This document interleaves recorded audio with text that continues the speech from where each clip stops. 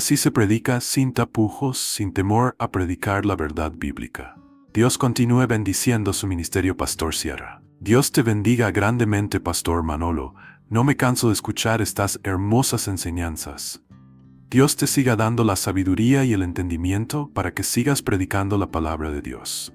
Saludos desde Bogotá, Colombia. ¿Cuánta falta hacen más pastores y predicadores como usted, amado hermano Sierra? Dios lo continúe bendiciendo junto a su familia y congregación, en el nombre poderoso de Jesús. Hemos estudiado la Biblia, sabemos qué está tratando de decir Juan, de una forma, digamos, oculta, ¿no? Apocalipsis 13:2 dice que la bestia, y hablamos del anticristo, era semejante a un leopardo, pero sus pies eran como de oso, pero su boca dice que era como boca de león. ¿Te das cuenta? Hay tres animales diferentes. Su apariencia, la palabra semejante es muy importante en la Biblia. Selem. Cuando tenemos una fotografía, tenemos una imagen de una persona real, de una persona que existe, pero tenemos una fotografía, una imagen para que te hagas una idea de cómo es esa persona. Entonces la Biblia nos enseña que la semejanza, el aspecto exterior de este líder mundial, este político llamado el anticristo, es semejante a un leopardo, pero su forma de actuar, los pies, cómo camina, cómo se comporta, cómo actúa, es como un oso.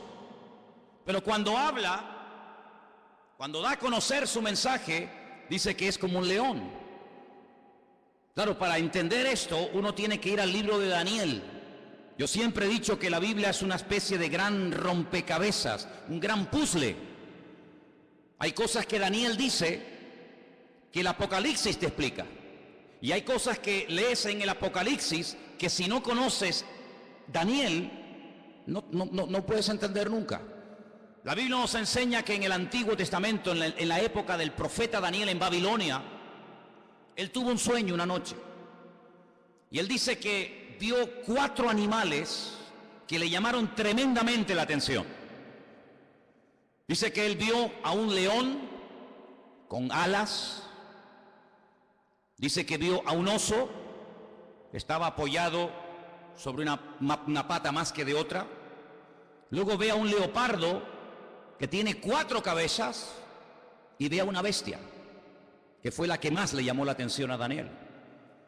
Gracias al Señor, ese sueño el Señor se lo interpretó y le dijo lo que significa. Por eso no tenemos que inventarnos nada. Simplemente ir a la Biblia y ver qué explicación le dio el Señor a Daniel sobre ese animal, esos animales. Y le dijo, mira, el león es Babilonia. Amén. El león es el imperio que en este momento tú conoces y gobierna toda la tierra, Babilonia. Ese imperio caería, ese imperio desaparecería con el paso del tiempo y se levantaría otro imperio, que era el imperio de los medos persas, que está tipificado o representado por el oso. Los medos persas también caerían, desaparecerían de la escena mundial y se levantaría un tercer imperio tremendamente poderoso, el imperio de Alejandro Magno, los griegos, representado con un leopardo de 4 cabezas. Y finalmente dice que ve una bestia. No es un animal normal y corriente, es algo extraño, es una bestia, es un monstruo que dice que tiene 10 cuernos y bueno, es un animal indescriptible porque ya te digo, no existe. La historia nos enseña que Alejandro Magno, cuando murió, no dejó descendencia. No ocupó su hijo y posteriormente el hijo de su hijo el trono, sino que Alejandro Magno murió sin dejar descendencia. Algunos dicen que era homosexual y que nunca se casó y tuvo hijos. Su imperio, que era un imperio enorme, que se extendió por todas partes del mundo conocido, cuando él muere, se divide en 4 pedazos. Y 4 de sus generales más conocidos, Casandro, Lisimaco, Teleuco y Ptolomeo, se apoderaron de lo que antiguamente fue un solo reino, pero que ahora son 4. Y cada uno toma posesión de uno de estos pedazos. Así que sabemos que el león es Babilonia, el oso son los persas o los iraníes, y el leopardo era Grecia. ¿Y qué es lo que está diciendo el Señor a Juan en Apocalipsis capítulo 3? Que cuando aparezca en la escena mundial este hombre, que vamos a llamarlo el anticristo, va a tener de todo un poco. Su apariencia, su aspecto va a ser el de un leopardo, es decir, el de un griego. Cuando él se mueve, se comporta, toma decisiones, se actúa, dice que actuará como un oso, es decir, como un persa. Pero dice que cuando abra la boca y hable, se va a comportar como un león, como un babilónico. Claro, hay que ir a la historia y analizar y estudiar cómo eran esos pueblos. Porque aunque eran todos imperios terribles y paganos y idólatras y despiadados, hay características de unos que otros no tienen. Por ejemplo, los griegos le dieron mucha importancia al aspecto físico, al hedonismo, al vivir bien, al pegarte la gran vida. Pero cuidado, no eran ateos. Los griegos no eran ateos. Les recuerdo que cuando el apóstol Pablo fue a Grecia, a un lugar público llamado el Areópago, donde se compartían las enseñanzas, y allí estaban los filósofos de la época, el apóstol Pablo dijo: hoy paseando por vuestra ciudad, por Atenas, he observado que ustedes los atenienses sois gente muy religiosa. No eran ateos, pero eran religiosos. Dice que al apóstol Pablo le llamó la atención que vio un altar donde no había ninguna imagen, pero había una inscripción que decía: al Dios no conocido. Es decir, por si acaso nos hemos olvidado de reverenciar o de adorar a un Dios que no sabemos cómo es, le ponemos una inscripción para que no se sienta ofendido. Luego, una de las características de los griegos era que le daban mucha importancia a la cultura, a la filosofía, a los deportes. Ellos fueron los inventores, los creadores de las Olimpiadas. Ellos le daban mucha importancia al aspecto físico. Llenaron toda Jerusalén y el mundo conocido de antaño de gimnasios. Le daban mucha importancia al culturismo, al aspecto físico. Pero también eran personas que tenían grandes problemas con la lujuria. La mayoría de ellos eran bisexuales, les gustaban tanto los hombres como las mujeres. Eran personas que no tenían ningún tipo de escrúpulos, eran personas que no tenían ningún tipo de moral, eran personas que le daban rienda suelta a cualquier impulso de la carne, con tal de que te sientas bien, lo puedes hacer. ¿Quieres ser homosexual y eso te hace sentir bien? Adelante. ¿Quieres ser cualquier otra cosa? Adelante. En otras palabras, no te reprimas. No tengas ningún recato, ningún principio moral o espiritual, sino rienda suelta a los impulsos. El anticristo será así. El anticristo no será un ateo, pero será una persona, un libertino, una persona que le dará igual lo que sea, con tal de que la gente se sienta contenta y feliz. Por eso dice que su aspecto, su forma de ser es como la de un griego, una persona que le da lugar a la carne, al hedonismo. Pero dice que cuando actúa como un oso, como un persa. Y hermano, es interesante notar porque el imperio persa siempre tuvo algo muy interesante entre ellos, y es que siempre tenían una intención de expandir su territorio. Saben que desde hace muchos años ha estado mareando la perdiz los persas, Irán, pero una de las cosas que quieren es, siempre lo han querido y lo han dicho y no lo han ocultado, es la destrucción y aniquilación total y absoluta del Estado de Israel. Israel ha amenazado en varias ocasiones a Irán porque sabe que están construyendo armamento nuclear, no con fines, digamos, científicos, sino con fines militares.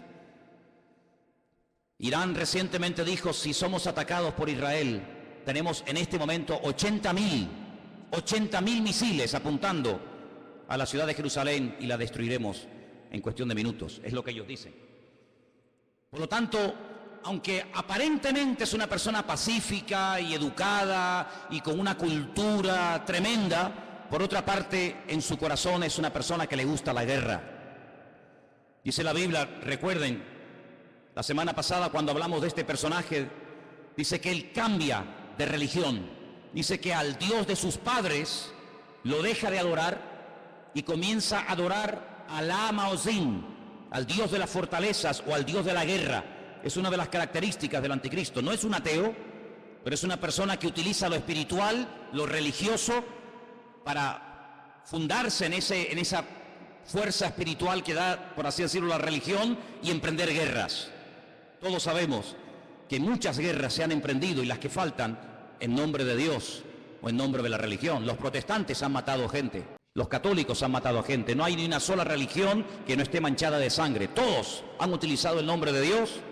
Cuando la famosa guerra del Golfo, veíamos a Saddam Hussein orando para recibir fuerzas para atacar a los americanos y vencerlos, pero también veíamos en las iglesias de Norteamérica orando a los creyentes para que los soldados norteamericanos no murieran, y vemos que se mezcla todo, lo político, lo religioso, lo espiritual. Así será el anticristo, un sincretismo, una mezcla de todo, una mala utilización del nombre de Dios, utilizando a Dios para beneficios personales. Pero dice que cuando él habla como un león, es decir, será un ser arrogante. Los babilónicos, si algo tenían que les caracterizaba, era la arrogancia, la soberbia. Se creían que eran los amos, los dueños del mundo. Así será este personaje. Pero este personaje del cual hablamos la semana pasada, que es la primera bestia, la que sube del mar entre las naciones, de los pueblos, entre los gobiernos, tendrá el apoyo total y absoluto de otra bestia, que vamos a ver sus características. Apocalipsis capítulo 13, versículo 11. Y fíjense en esta palabra. Después vi otra, no es la misma, es otra bestia que subía de la tierra. La primera bestia subía del mar, la segunda sube de la tierra. Tenía 2 cuernos semejantes a los de un cordero, pero cuando hablaba como un dragón. Jesús dijo en cierta ocasión que de la abundancia del corazón habla la boca. ¿Cuántos dicen amén? Su aspecto es un cordero, pero en cuanto abre la boca sale toda la basura que tiene dentro y se da a conocer lo que realmente lleva: maldad y muerte por todas partes. Dice que ejerce toda la autoridad de la primera bestia en presencia de ella. Hace que la tierra y los moradores de ella adoren a la primera bestia, cuya herida mortal fue sanada. Versículo 13. También hace grandes señales, de tal manera que aún hace descender fuego del cielo a la tierra delante de los hombres. Versículo 14. Engaña a los moradores de la tierra con las señales que se le ha permitido hacer en presencia de la bestia, mandando a los moradores de la tierra que le hagan imagen a la bestia que tiene la espada, la herida de espada, y vivió. Se le permitió infundir aliento a la imagen de la bestia para que la imagen hablase e hiciese matar a todo el que no la adorase. Verso 16. Hacía que a todos, pequeños y grandes, ricos y pobres, libres y esclavos, se les pusiese una marca en la mano derecha o en la frente, y que ninguno pudiese comprar ni vender sino el que tuviese la marca o el nombre de la bestia o el número de su nombre. Dice: aquí hay sabiduría. El que tiene entendimiento, dice, el que tiene entendimiento cuente el número de la bestia, pues es un número de hombre y su número es 666. Es decir, que en los últimos tiempos surgirá un nuevo orden mundial. El mundo no será como lo hemos visto hasta el día de hoy, donde cada uno hace lo que le da la gana y cada uno gobierna. No. En los últimos tiempos habrá un nuevo orden mundial dirigido y capitaneado por un presidente mundial que tendrá una fuerza militar, económica y política increíble. Y a este personaje se le conoce vulgarmente con el nombre del anticristo, el que se opone a Cristo, el que quiere suplantar la figura de Cristo. Pero tendrá a una persona que la Biblia lo llama, fíjense qué curioso, falso profeta. Si analizamos toda la Biblia, vemos que la figura de los profetas era algo muy importante. La Biblia está llena de verdaderos y auténticos profetas: Daniel, Jeremías, Isaías, Habacuc, Sofonías, Malaquías, cientos de buenos profetas. ¿Qué era un profeta? Un profeta era un hombre de carne y hueso, como cualquiera de nosotros, con una comunión con el Señor tremenda, que a través de sueños o de visiones o por voz audible recibía mensajes del Eterno, recibía mensajes del Señor para transmitirlos al pueblo de Israel, para que de esa manera el pueblo no pecara, para que de esa manera el pueblo no terminara adorando a otros dioses, para que el pueblo supiera en todo momento lo que tenía que hacer y lo que no tenía que hacer. Un profeta era una bendición para el pueblo. ¿Por qué? Porque era el nexo que unía al pueblo con Dios y a Dios con el pueblo. Era la persona que hacía la función de la boca de Dios. Cuando Dios quería decirle algo al pueblo, hablaba a través del profeta. Pero dice la Biblia, y la Biblia está llena de ejemplos de falsos profetas. Hay capítulos enteros en Jeremías, en Ezequiel y otros libros que nos hablan acerca del daño tremendo que hacían los falsos profetas.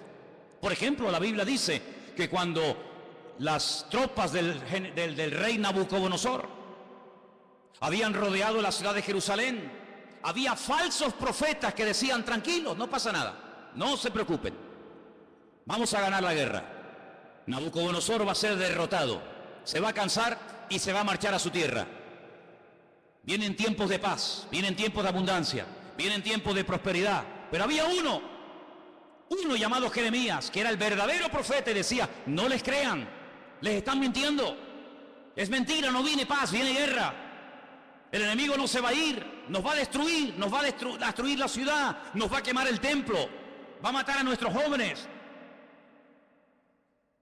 Siempre hubieron falsos profetas que engañaban al pueblo. Siempre había falsos profetas que venían supuestamente en nombre de Dios. Y la gente, lógicamente, en muchas ocasiones le hacía más caso y prestaba más atención a los falsos profetas que a los verdaderos profetas. ¿Por qué? Porque el falso profeta decía lo que el pueblo quería oír. El verdadero profeta muchas veces iba en contra de la voluntad del pueblo. Por eso a la mayoría de los profetas los terminaban matando. ¿No dijo el Señor: Jerusalén, Jerusalén, que matas a los profetas y apedreas a los que yo te envío? ¿Cuántas veces quise juntar a mis hijos como la gallina junta sus polluelos y no quisisteis?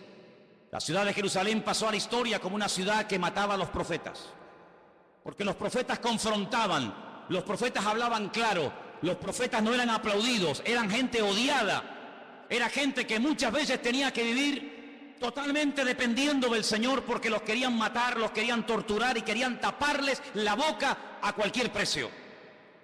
Y curiosamente dice la Biblia que el anticristo tendrá el apoyo incondicional de un hombre que no va a ser un político. Recuerda eso, el falso profeta no será un político, será una persona que se encargará fundamentalmente de 4 cosas. Primera, lo hemos leído, versículo 12: hará todo lo posible para que todas las naciones de la tierra reconozcan la autoridad y se sometan a la autoridad del anticristo. Es decir, no atrae la gente hacia sí mismo, sino que atrae la gente hacia el anticristo. Es decir, será en relaciones públicas del anticristo el que le hará la publicidad, la propaganda, el que irá por los platós de televisión, por las emisoras de radio, el que dará todo tipo de ruedas de prensa y de respuestas a las naciones, presentando a este hombre como la alternativa real y genuina que el mundo necesita. Les puedo asegurar que será conocido en todas partes de la tierra. Un hombre carismático, un hombre que sabrá llevarse bien con los árabes, con los judíos, con los musulmanes, con los católicos, con los evangélicos, con los ateos, con todo el mundo. Un hombre con un don de palabra extraordinario, y un hombre que lo que pretende es desviar la atención de la gente hacia el Dios vivo y verdadero y llevarlos a la ruina, diciéndole a la gente: este hombre es lo que el mundo necesita. Este hombre es el que va a solucionar los problemas de la crisis, del paro, los problemas económicos, los problemas entre palestinos y judíos. Este lo va a solucionar todo. Primera función del falso profeta. Segunda, versículo 13: también hará grandes señales. La Biblia no dice qué tipo de señales hará, pero curiosamente menciona una que es tremendamente poderosa, y dice que hará descender fuego del cielo a la tierra delante de los hombres. Solamente hubo un hombre en toda la historia de la humanidad que en un momento oró y cayó fuego del cielo, demostrando que el Dios que él adoraba y honraba era el verdadero Dios, y era el profeta Elías. En el Monte Carmelo, dice la Biblia, que allí hubo una confrontación del mundo de las tinieblas contra el mundo espiritual, contra el mundo del Señor. Y el profeta Elías dijo: la respuesta no tiene que ser a través de un sueño, la respuesta no será a través de una visión, a través de un ángel, sino la respuesta tiene que ser algo contundente y visible a kilómetros. Y allí en lo alto de ese monte en el que hemos estado en cantidad de ocasiones, desde donde tiene una perspectiva de una zona geográfica muy grande de Israel, allí él oró y dice que descendió fuego del cielo y 400 profetas falsos de Baal fueron degollados en aquel día. Nunca más nadie ha hecho eso. Bueno, perdón, una vez unos hermanos en el Nuevo Testamento, cuando fueron a entrar a una ciudad a evangelizarla, a hablar del Señor, y no los quisieron oír, le dijeron al Señor: Señor, ¿nos das permiso para que oremos y caiga fuego del cielo y los destruya a todos? Y el Señor les dijo: no, queridos, yo no he venido a eso. Monarjes, hijos del trueno, no les dio autorización para que oraran, para que cayera fuego del cielo. Pero en los últimos tiempos habrá un hombre que por un poder satánico, por una unción falsa, pero poderosa al fin y al cabo, dice que tendrá la capacidad de sorprender a las naciones haciendo caer fuego del cielo. Será una de las muchas señales que este hombre haga. Así que primero intenta llevar a la gente al anticristo. Segundo, hará grandes señales. Tercero, versículo 14, engañará a los moradores de la tierra con las señales que se le ha permitido hacer. Jesús dijo en Mateo capítulo 24, hoy se ha leído este capítulo aquí en el púlpito. En Mateo capítulo 24 dice que cuando Jesús salía del templo de Jerusalén, los discípulos le dijeron: Señor, observa, qué templo tan hermoso tenemos. Un templo maravilloso, es una maravilla para nosotros los judíos tener un templo tan bonito en nuestra ciudad de Jerusalén. Jesús les dijo: no quedará piedra sobre piedra que no sea destruida. Cuando ellos cruzan el torrente de Cedrón y se van al monte de los olivos, allí 4 de sus discípulos, 4 solamente, le dicen: Señor, ¿cómo? ¿Cuándo? ¿Cómo que va a ser nuestro templo destruido? Dinos, ¿qué señal habrá de tu venida y del fin del siglo? Y el Señor les da un mensaje tremendo que les animo a que lo vuelvan a leer en casa. Mateo 24, también lo tienen en Lucas 21. Y una de las cosas que repite reiteradamente el Señor es esta: mirad que nadie os engañe. ¿Cuántos dicen amén? Que nadie os engañe. Y curiosamente dice: porque vendrán falsos cristos. ¿Qué significa la palabra Cristo? Tanto que la utilizamos los cristianos, tenemos que saber lo que significa, ¿no? Viene de la palabra hebrea Mashiach, que significa ungido. Vendrán muchos falsos ungidos. Eso es lo que está diciendo. No solamente personas que dirán: que yo soy el Mesías, sino vendrán vividores, farsantes, personas que utilizando el púlpito de las congregaciones, personas que utilizando medios de comunicación como la radio, la televisión, etcétera, engañarán a muchísimas personas, utilizando tal vez la manipulación, utilizando tal vez los problemas físicos, emocionales o espirituales de la gente. Dice: y a muchos engañarán. Pero el Señor dice: mirad que nadie os engañe, porque no solamente vendrán falsos ungidos, sino también dice falsos profetas. ¿Qué es un profeta? Un profeta es un predicador, ¿sí o no? Es uno que predica, es uno que proclama un mensaje, en este caso un mensaje bíblico, un mensaje de Dios. Dice: pues vendrán falsos predicadores. Y usted dice: pero hermano, ¿sabes lo que estás diciendo? Totalmente. Y ya han comenzado a proliferar por todas partes del mundo falsos predicadores, falsos evangelistas, falsos maestros, falsos profetas, que incluso a veces con milagros o con señales llegan a seducir y a engañar a la gente. Y no es algo nuevo, lo estamos viendo de hace 10 años a esta parte, en todas partes del mundo. Pero en los últimos tiempos habrá una persona que será el máximo exponente del engaño y de la mentira, que la Biblia lo llama el falso profeta. ¿Y qué podemos hacer los cristianos? ¿Tenemos la obligación de creer todo lo que los pastores dicen? ¿Tenemos la obligación de creer todo lo que la gente predica en un púlpito? Rotundamente no. La Biblia nos enseña que cuando una persona proclama el Evangelio, y más cuando una persona se llama o se autodenomina profeta, la congregación, la audiencia, el pueblo que escucha el mensaje, tiene que filtrar, tiene que analizar, tiene que escudriñar si lo que este hombre está diciendo es palabra de Dios o es falso. No se puede decir amén a cualquier enseñanza, hermanos. Yo soy vuestro pastor hace 14 años en esta iglesia. Pero el día que yo me aparte del Evangelio, el día que yo me aparte de la verdad, el día que yo les enseñe algo falso, no me crean, no vengan más a este lugar. Porque la Biblia nos enseña que la oveja tiene la obligación de rumiar la comida antes de tragársela. ¿No hablamos hace poco de una de las características de las ovejas? ¿Sí o no? ¿Y cuál es una de las características de la oveja? Que es un animal rumiante. ¿Y qué es un rumiante? Un animal que primero mastica, mueve la comida, la saborea, la prueba, y luego, después de haberla masticado bien, se la traga. Y esa es una de las características que tenía que tener un animal limpio para poder ser ingerido.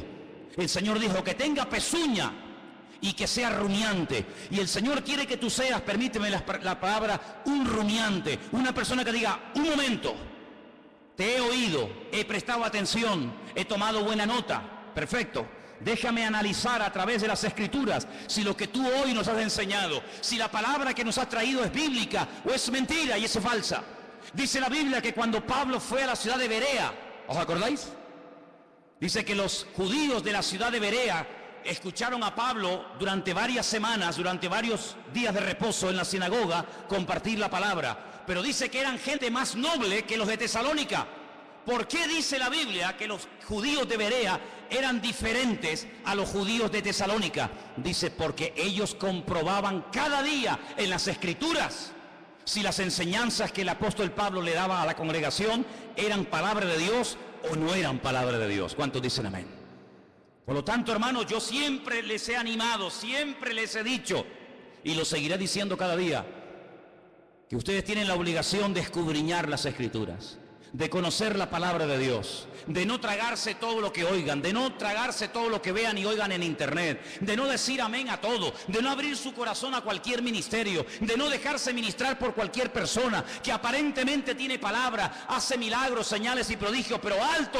La Biblia nos enseña que el falso profeta no solamente será un tremendo predicador, un tremendo orador increíble, sino que además será una persona que su ministerio, entre comillas, estará caracterizado por señales, milagros y prodigios. ¿Qué te parece? Pero ¿sabe qué? En el versículo 13 dice que este hombre hará grandes señales, grandes señales. Usted tiene que prestar atención a esas señales. ¿Por qué? Porque no toda señal es evidencia de que le está dando gloria y honra al Señor y que esa unción viene de parte del Señor si no sabe Dios de dónde viene. El falso profeta se diferencia del anticristo en tres cosas muy importantes. Primero, su procedencia es diferente. El mundo de la política produce, permítame la expresión, en la política produce, es el terreno donde se levanta el anticristo. El falso profeta no se levanta del mundo de la política. El falso profeta se mueve en el terreno religioso, en el terreno espiritual. ¿Se han dado cuenta que en los últimos años ha habido muchos intentos por tener una religión? Lo intentó la New Age, la nueva era, lo ha intentado el Vaticano en múltiples ocasiones con las famosas reuniones ecuménicas.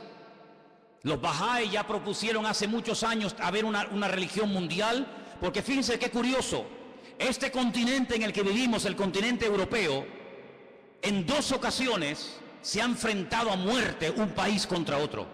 ¿Sí o no?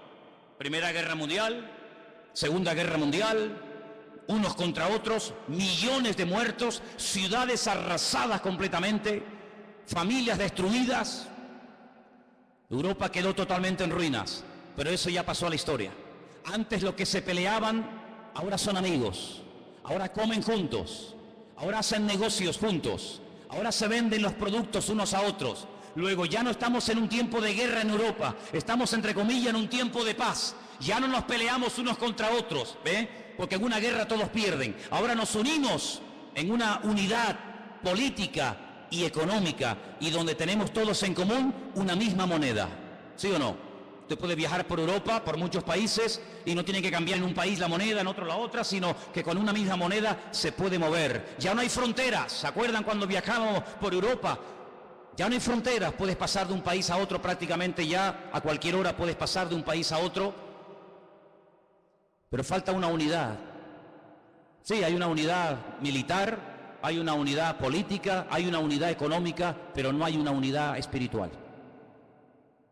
El anticristo, a través del falso profeta, una de las cosas que tratará de mover en el mundo es que la gente llegue a la conclusión de que no es bueno que haya tantas religiones, sino que lo mejor es que haya una religión donde todos se sientan a gusto.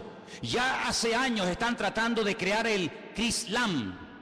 El Crislam, quieren unir el Islam con el cristianismo.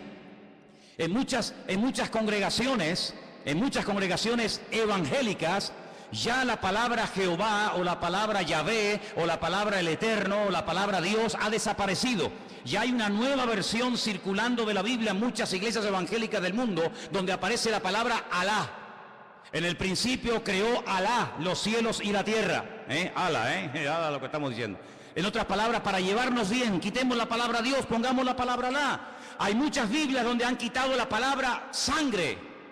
Es increíble cómo puede haber instituciones evangélicas que han quitado la palabra sangre de la Biblia, porque es una palabra que choca o es una palabra muy fuerte.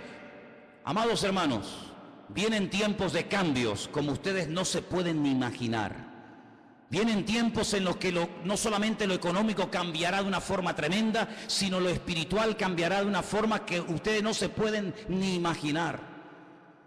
Ahora quiero leerles un versículo que se encuentra en Apocalipsis 16:13, donde dice que el falso profeta y el anticristo harán algo que muchas veces no se menciona. Y vamos a leerlo. Apocalipsis 16, versículo 13. Y dice así: vi salir de la boca del dragón, Satanás, de la boca de la bestia, el anticristo, y de la boca del falso profeta, 3 espíritus inmundos a manera de ranas. Son espíritus de demonios que hacen señales y van a los reyes de la tierra en todo el mundo para reunirlos a la batalla de aquel gran día del Dios Todopoderoso. Una de las cosas que el mundo tiene que conocer y ustedes, hermanos, tienen que saber, porque la Biblia lo profetiza con cientos y miles de años de antelación. Cuando te pregunta la gente, ¿y tú crees que habrá una tercera guerra mundial? ¿Crees que otra vez el mundo volverá a enfrentarse y a matarse y a pelear los unos contra los otros? Y yo te digo, no te quepa la menor duda. La pregunta no es si se van a pelear, la pregunta es ¿por qué tardan tanto en enfrentarse los unos contra los otros? El mundo se está convirtiendo en un caldo de cultivo donde la violencia y la agresividad será algo normal. Miren los colegios, hermanos. Hay muchos colegios en los Estados Unidos que es un peligro. Porque cuántos niños, cuántas docenas de jóvenes han entrado armados a un colegio y han asesinado a cantidad de compañeros. Amados hermanos, la violencia va a ser una de las características de los últimos tiempos. Habrá violencia en la sociedad, violencia en el tráfico, violencia en las iglesias, violencia en los parlamentos, violencia por todas partes. El Señor Jesucristo dijo que Él vendría, pero antes de que Él viniera, los tiempos en los cuales viviríamos serían como los días de Noé. Y cuando uno observa la generación en la que le tocó vivir a Noé, no era una sociedad pacífica. Cuidado, era una sociedad tremendamente avanzada para la época en la que vivía. Fijaros lo que querían construir. En la época de Noé se quiso construir el edificio más alto del mundo, un zigurat, una torre que llegara al mismo cielo, a la misma presencia de Dios, con el objetivo de demostrarle a Dios que a través de la tecnología de la época, el hombre era capaz de desafiar al mismo Dios y de llegar a su presencia no a través del medio establecido por Dios, sino a través del medio de la mente humana. La tecnología puesta al servicio del mal. ¿Piensan ustedes que el anticristo y el falso profeta no echará mano de la tecnología de la época para engañar y meterse en miles y en miles y en millones de hogares? No les quepa la menor duda. No les quepa la menor duda. Así que en los tiempos de Noé no fue como en los tiempos del diluvio. Pero fue en los tiempos del diluvio, no fue como en los tiempos de la Torre de Babel. En los tiempos de la Torre de Babel, la Biblia nos enseña que Dios no destruyó a la humanidad, sino que la separó y la confundió. ¿Por qué? Porque habían aprendido un secreto tremendo. ¿Cuál fue? La unidad. Se unieron para lo malo. Sin embargo, en el tiempo del diluvio, se mataban los unos a los otros. El anticristo sabe perfectamente que la unidad tiene un poder tremendo. Por eso él lo que intenta es unir religiones, unir filosofía, unir diferentes estilos de vida para llevar a este mundo a la ruina y a la destrucción total. Una de las cosas que el hombre ha intentado y lo está consiguiendo desde los tiempos de la Edad Media es desterrar la palabra Dios, la palabra Biblia del vocabulario del ser humano. Hoy en día se oye hablar muy poco de Dios, muy poco de Biblia. ¿Por qué? Porque los hombres a lo largo de la historia han intentado destruirse los unos a los otros. Pero el objetivo final del diablo es destruir a Dios, quitar a Dios del vocabulario de la gente. ¿Y qué es lo que hace el falso profeta? Levantar al anticristo para que lo adoren a él. Y no es la primera vez que un hombre reclama honra y gloria para sí mismo. No es la primera vez que un César, que un faraón o que cualquier persona ha intentado levantarse más alto que Dios y matar y asesinar a todas aquellas personas que no lo apoyan y no lo reconocen. Una de las cosas que hará el falso profeta es algo tremendo. Dice que marcará, sellará a la gente. Ahora, esto no es nada nuevo. Si ustedes leen esta noche tranquilamente en casa el capítulo 9 de Ezequiel, recuerden, Ezequiel capítulo 9, ustedes se van a dar cuenta que el Señor, antes de ir a la ciudad de Jerusalén y permitir que las tropas enemigas la destruyeran, Él dijo: ponle una marca a mis hijos en la frente y en la mano, para marcar, hacer una diferencia entre el que cree y en el que no cree, el que es mío y el que no es mío. Y dice la Biblia que marcaban a la gente en las manos. El anticristo, el diablo, que es un imitador de la obra de Dios, lo que intentará es marcar a la gente como si fueran animales. Ya hablamos la semana pasada de ese famoso microchip, un sistema muy interesante, muy moderno, que intentará facilitarle la vida a la gente, sobre todo a la hora de comprar, a la hora de vender, a la hora de viajar, no perder el dinero, tener en todo momento encima tuyo todos tus datos económicos, tus datos de vacunas, etcétera, etcétera. Ese microchip ya existe, no es una ciencia ficción. Los animales, los perros, me imagino que en Suiza será igual. Aquí es obligatorio que los animales tienen que llevar un chip. Y si un animal se pierde con una máquina, el doctor, el veterinario, sabe en todo momento cómo se llama ese animal, si está vacunado, dónde vive, cómo se llama su dueño, etcétera, etcétera. Pues lo que empezó con los animales, terminará con el ser humano. Porque para el diablo los seres humanos son como animales. Por eso la famosa teoría de la evolución equipara y nivela al hombre al nivel de la bestia. En la famosa Constitución Europea, creada, diseñada y escrita por el famoso Jacques Chirac, jefe de toda la masonería europea, él puso al mismo nivel a un animal que a un hombre, de tal manera que si un hombre quiere casarse con un perro, con un gato, con una vaca o con cualquier animal, lo puede hacer. ¿Por qué? Porque al fin y al cabo todos somos animales. Sin embargo, desde el punto de vista bíblico, Dios dignifica a la raza humana por encima del animal. ¿Cuántos dicen amén? El animal está para servir al hombre, no el hombre para servir a la bestia. Pero en los últimos tiempos Satanás intenta marcar a los hombres como si fueran animales y les cierra las posibilidades de poder comprar, de poder vender, de poder buscarse la vida si no te dejas marcar. Pero esa marca, esa especie de microchip indeleble, invisible, que no molesta, que está ahí dentro y ni te enteras que está, también permite en todo momento tener a la población mundial localizada en cualquier parte donde se encuentre. Así de claro. Dice que este microchip está alimentado por una pequeña pila de litio, de tal manera que si la persona en un momento determinado decide quitárselo y lo toca y lo abre, se envenena la sangre por esa sustancia.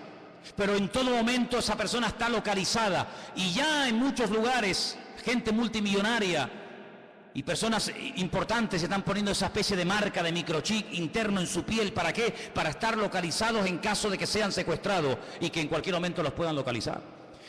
Sí, suena como ciencia ficción, ¿verdad? Suena como algo de Steven Spielberg, ¿no? Suena como algo que tú dices, pero esto es una cosa increíble. Vuelvo a hacerles la pregunta que les hice el domingo pasado.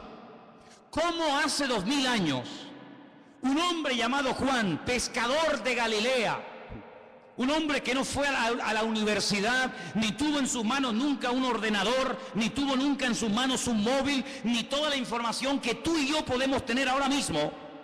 ¿Cómo es posible que este hombre nos dé unos datos de la civilización de los últimos tiempos de una forma increíble, hasta el punto que hay momentos en los que él llora escribiendo el libro del Apocalipsis, viendo lo que se avecina y viendo lo que viene?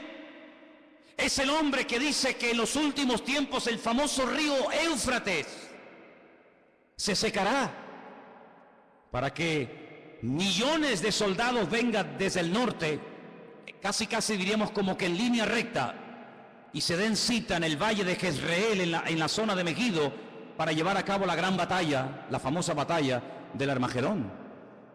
Sabemos que en el punto de mira hay un pequeño pueblo que tiene 22.000 kilómetros cuadrados. Un pueblo que ha sido el pueblo más odiado, más perseguido de toda la historia de la humanidad. Y es el pueblo de Israel. Así de claro. Dios decidió que su hijo naciera en una pequeña aldea insignificante de Israel llamada Betlehem, la casa del pan. Belén la conocemos nosotros. Dios decidió que su hijo naciera y viviera en ese pequeño país, que allí predicara, que allí sanara a los enfermos, que allí demostrara lo que era y a lo que vino, que allí lo mataran, que allí resucitara, que allí ascendiera y que allí volverá otra vez por segunda vez, según la palabra de Dios. Y sabemos que los tiempos se acortan. La Biblia dice que los últimos tiempos tendrán que ser acortados, porque si el Señor no acorta los tiempos, la maldad llegará a un nivel, a una envergadura de tal magnitud que dice que nadie podría salvarse aunque quisiera. Por eso, amados hermanos, tenemos que doblar la guardia como iglesia. Tenemos que meternos en las páginas de la Biblia. Tenemos que conocer lo que dice la palabra de Dios acerca de los últimos tiempos. No dejarnos engañar, no dejarnos seducir, no dejarnos atraer por cosas que aparentemente son muy atractivas, muy bonitas y maravillosas, pero que su fin, dice la Biblia, pueden ser caminos de muerte. Analice todo lo que oye. Analice a la luz de la palabra de Dios todo lo que escucha. Porque la palabra de Dios nos enseña que los últimos tiempos serán tiempos de engaños, tiempos de falsas profecías, tiempos de falsos milagros. Ahora bien, la gente está tan necesitada, tan desesperada, que se agarrarán a un clavo ardiendo con tal de salir de su desesperación. Nunca olvidaré cuando una persona enferma me dijo: si yo supiera en este momento que el diablo me puede sanar, le entregaría mi vida a él. Así me lo dijo. El diablo va a utilizar los problemas sociales, los problemas físicos, los problemas económicos de las familias. El diablo sabe perfectamente que hay un vacío en la sociedad que nada ni nadie logrará llenar jamás. Puedes tener mucho dinero, puedes viajar por el mundo entero, puedes tener la mejor casa de la tierra, puedes tener y tener y tener. Pero el Señor Jesucristo no solamente te ha creado para que llegues a tener ciertas y determinadas cosas en la vida, sino que el Señor nos ha creado con sus manos para que seamos su pueblo y estemos en plena comunión con Él. ¿Cuántos dicen amén? Por eso, amados hermanos, cuando ustedes escuchen a alguien, cuando ustedes oigan a alguien, cuando ustedes observen a alguien, háganse la siguiente pregunta: ¿a quién está levantando este hombre? ¿A quién intenta glorificar? ¿Hacia quién intenta desviar la atención? ¿Hacia él mismo? ¿O lo que intenta esta persona es levantar en alto el nombre que es sobre todo nombre, el nombre de Jesús, para que la gente adore al Rey de Reyes y al Señor de los Señores? Esa es una de las características de un verdadero hombre de Dios y de un verdadero cristiano y cristiana. Una persona que no intenta llamar la atención sobre sí mismo, sino que emplea su testimonio, su antigua vida, sus malos hábitos, etcétera, etcétera, para que la gente reconozca que el cambio se ha producido, no porque se le ha propuesto, No porque tuvo una fuerza de voluntad increíble, sino porque hubo un Dios todopoderoso que le transformó, que lo cambió y que lo llenó y que hoy le da la gloria a ese Dios. ¿Cuántos dicen amén? Así que, amados hermanos, el falso profeta. Qué interesante. Hay iglesias que se llaman, y no tengo nada en contra de ese nombre, pero iglesias que han decidido llamarse Iglesia de la Profecía. Y hay muchísimas personas que les encanta todo lo profético. He ido incluso a algunas reuniones, he ido a algunas convenciones, no muchas, pero alguna vez he escuchado personas que cuando van a un evento, a una conferencia, a un culto especial, lo que te dicen es: he venido aquí porque este hombre o esta hermana o esta mujer tiene profecías y tiene palabras para mí. Y la gente hace cola y espera horas para que vaya una persona y le imponga las manos y algo con voz bajita, la mayoría de las veces le susurre al oído y le diga que va a ser y que va a tener y que va a ser prosperado y que va a ser bendecido. Y la gente agarra esa palabra como si fuera una palabra de Dios, cuando la única palabra de Dios que tenemos es esta, que tenemos en nuestras manos. ¿Cuántos dicen amén? Si usted busca palabras, si usted busca consejos, si usted busca algo que le oriente para saber si me caso o no me caso, si me voy o me quedo, si compro o no compro, es la bendita palabra de Dios. Dice el salmista: lámpara es a mis pies tu palabra y lumbrera mi camino. No busques en los hombres lo que solamente en Dios puedes encontrar. Si buscas palabra, métete en tu aposento, dice la Biblia, cierra tu puerta. Y tu Padre que te ve en lo secreto, dice, te recompensará en público. Pero qué fácil es ir a una persona para que nos diga esa persona, supuestamente en nombre de Dios, lo que yo tengo que hacer. Cuidado, porque la Biblia dice que en los últimos tiempos el don de la profecía será mal usado para engañar y para seducir a las almas inconstantes. Claro que creemos en las profecías. No menospreciéis las profecías, dice la Biblia, pero las profecías de la Biblia, no las profecías inventadas, no el producto de la imaginación. ¿Saben lo que decía Jeremías al pueblo? Ustedes, Dios no los ha enviado a ustedes, ustedes profetizan y tienen el descaro y la desfachatez de esperar que lo que han profetizado se cumpla cuando saben que Dios no está hablando a través de vuestras bocas. Amados hermanos, maldito el hombre que confía en el hombre, pero bienaventurado el hombre que confía en el Señor. ¿Cuántos dicen amén? Vienen tiempos difíciles, vienen tiempos de cambios, vienen tiempos donde vamos a ver cosas muy raras, muy extrañas. Ya hay iglesias en el mundo para homosexuales, no sé si lo sabían. Iglesias evangélicas gay, ya están por el mundo, por todas partes. Iglesias donde ya no se habla de la sangre de Cristo ni la muerte del Señor. Iglesias donde todo vale. Iglesias donde te puedes casar, separar, divorciar, estar con este, estar con la otra, estar con él, ahora me caso, ahora me divorcio y no pasa nada. Dios es un Dios de amor. Vamos a ver cosas muy extrañas en los últimos tiempos. Pero recuerda algo, Dios es santo y quiere que tú y yo también seamos santos. Huye de todo lugar donde te lo pongan fácil. Escúchame bien. Huye de todo lugar donde te lo pongan fácil para que no te ofendas. Lo políticamente correcto, sabes que es una expresión que se usa mucho hoy en día, ¿no? Lo políticamente correcto, no lo digas tan duro para que no se ofendan, no lo digas tan contundente para que no...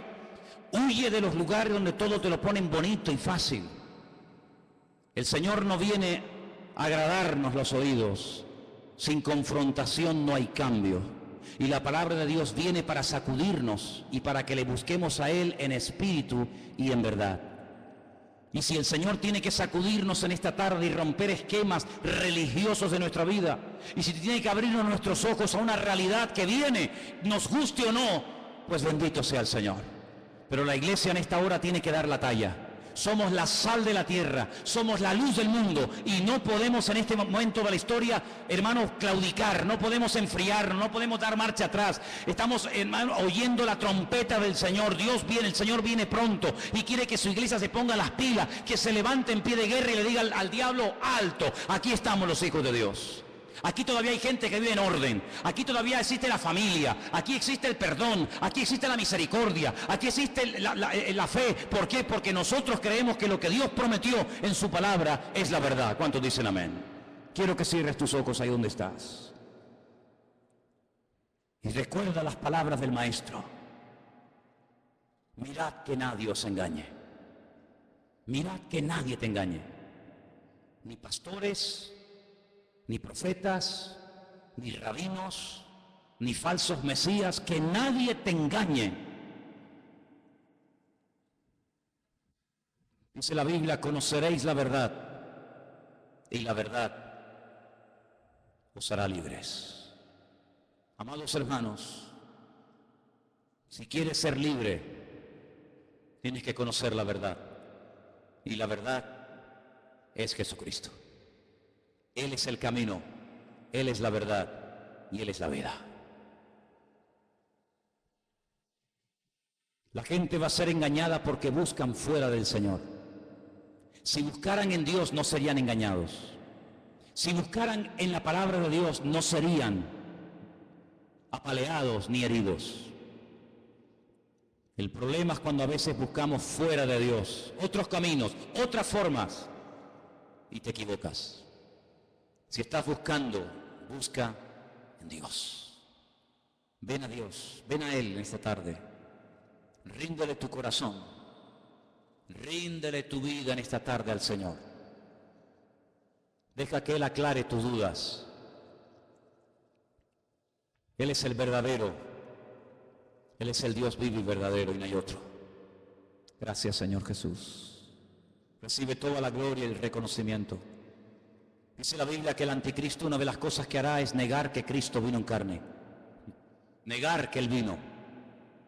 Y toda persona que niega que Cristo vino es el anticristo, dice el apóstol Juan.